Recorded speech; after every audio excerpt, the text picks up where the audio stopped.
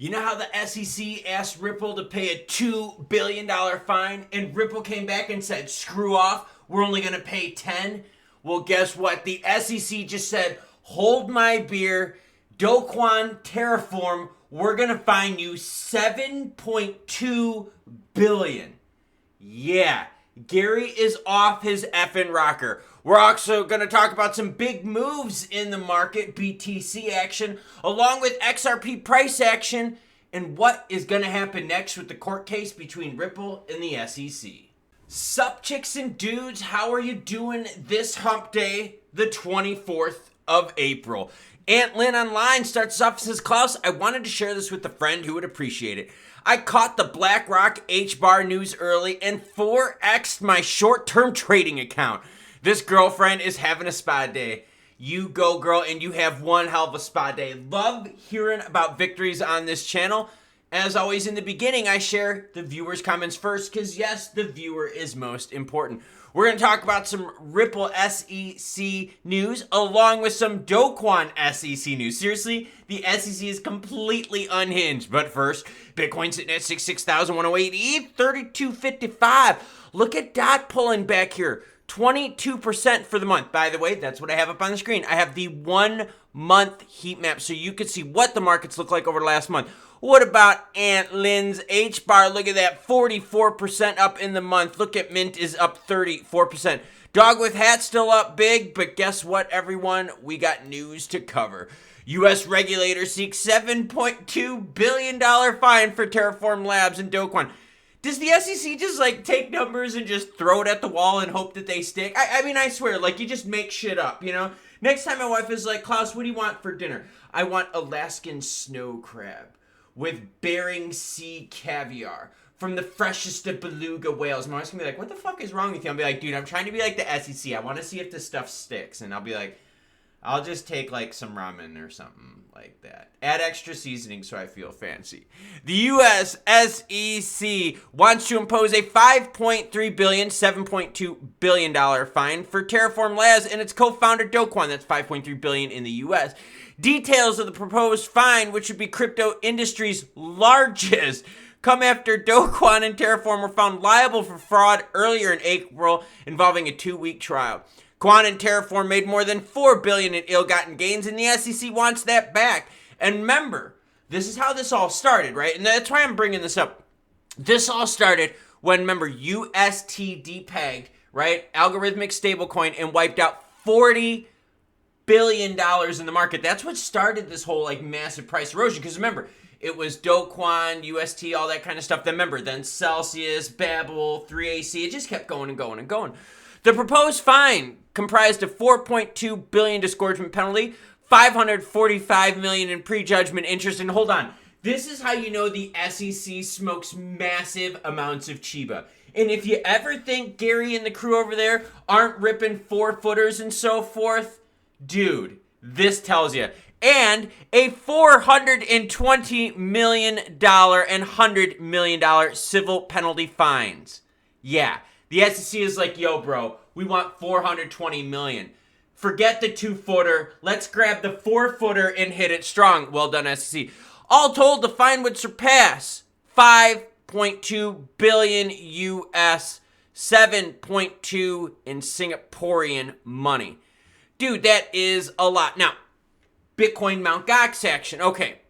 Mt. Gox, a lot of money being paid out, but seriously, I'm not worried about it. All the things that I've seen screenshots of the payments, they've been like little amounts here and here and here and here. It's not like they're doing one big like $9 billion meltdown. No, they're doing it in really small chunks. And the market, honestly, is eating it up without any worry whatsoever. In fact, when I switch it up to the 1 day for the heat map, you can see here, right? I mean, nothing too crazy for the heat map. So I'm not really too worried about Mt. Gox. Now, I know there's going to be some concerns. People are going to be like, but bro, people are going to liquidate. Look, not everyone who's going to get their Mt. Gox stuff is going to liquidate, take their BTC, Bitcoin Cash, and move it into fiat. Not everyone. Some people are going to keep it in the market because they're like, yo, our money's been locked up for a while. Now we rich AF, like Aunt Lynn action, who's having a spa day. You go, girlfriend. Now, the SEC asked Ripple to pay $2 billion. Ripple came back and said, go fuck yourself. We'll pay 10. So obviously 10 is now what they're going to pay, okay? One side is at 2 billion, the other side is at 10 million. They're so far apart that this is going to get messy and this is going to take some time. Now, one of the big misconceptions I've been hearing, and I want to clear it up, is that they will pay 10 million. No, that's not true. That's what Ripple said. Hey, this is what we believe we should pay for a fine is 10 million.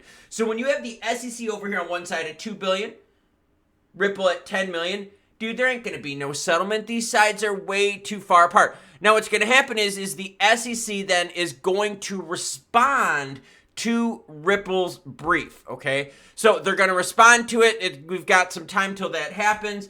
So when that happens, we're going to say, okay, well, wait a minute. The SEC is going to be like, okay, well, maybe we're only going to fine you 1.5 billion. We have to see what the SEC's response is. And then remember, if this goes on and on and on, and the two sides don't come to an agreement, this goes to a jury. The jury gets to decide the penalty. Now, here's the court action, okay? I just wanted to share this with you because, as always, any article you see in this video should be linked in the description below.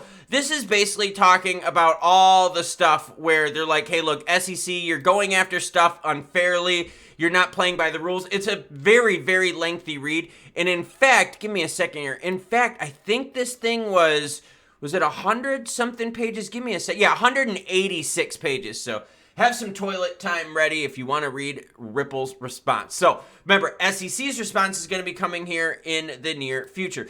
Now, in terms of price action, hey, the price did move up a little bit here. We did touch 57 cents. Speaking of touch it, I think you should touch it right now. Yeah, I mean, like, look, you can't see what's happening below this half. So, yeah, I would say you touch it. The like button. And if you really feel like touching it, touch, like, the notification bell so you get notified when this guy's up on the screen. And if you really like touch it, touch the subscribe, like, and notification bell. If you touch it 3 times in one day, I would say you're a pro. I would say you're a pro and you've got some good stamina and recharge ability. Probably more recharge ability than stamina. But anyways, we hit that 57-cent mark. Now, we've pulled back down to 53.8. All right? Am I worried? No, not whatsoever. Why? Because the market didn't have any big ripple effects, you like that, with any of the news that's gone on lately. Check it out. When I go to the 1 month, look at this. Okay, yeah, I get it. We're up at 65. We know about the big market correction when it came with all the Israel action over the weekend. But now the Israel action is still going on, and the markets are steady, right? The fear just isn't there. So you can see now that the fear part is over with the fear sell-off, XRP is holding fairly steady above 50 cents, and that's something that we can all get excited about.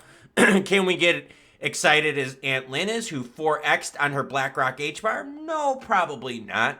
But being above 50 cents is better than a sharp poke in the eye, or better than a poke in the eye with a sharp stick. Is that how that saying goes? You know, and I gotta be honest with everyone, the market is a lot stronger now than it has been even a few months ago. Think of what all this ETF action did for us, right? It gave a lot of traditional finance a way to get some crypto exposure while still being a complete pussy and not buying crypto directly. Now, I know we would rather them buy crypto directly because it would help us all out probably a bit more than them getting into the ETFs. But that's okay, though, because think, they'll get exposure with the ETFs. They'll dip their toes in the water after their pedicure spa day. Aunt Lynn, shout out to you. And then what's going to happen, they'll be like, well, maybe we could get more into this crypto stuff. Yesterday, I did a video about the New York Stock Exchange thinking, you know what? We might be losing market share to crypto because crypto markets trade 24/7. And when the Israel action happened, oh my gosh, the crypto markets pulled down. But the traditional markets had to wait over 36 hours to trade that action. So New York Stock Exchange is like, yo, maybe we can take some guidance from the crypto markets and be able to trade 24/7. If you want to hear about that story and Ripple giving the big middle finger to the SEC, that's this video right here. Check it out. You will not be disappointed. What am I doing today? Well, yesterday was an auction day, and there were 2 auctions. I won a few lots. I got to buy some stuff. I bought some gold. I bought some silver. I bought some knives for my son. Good dad stuff. Let me know what you're doing in the comments down below. Aunt Lynn, I know what you're doing. Spa day, girlfriend. I'll catch you cool cats later.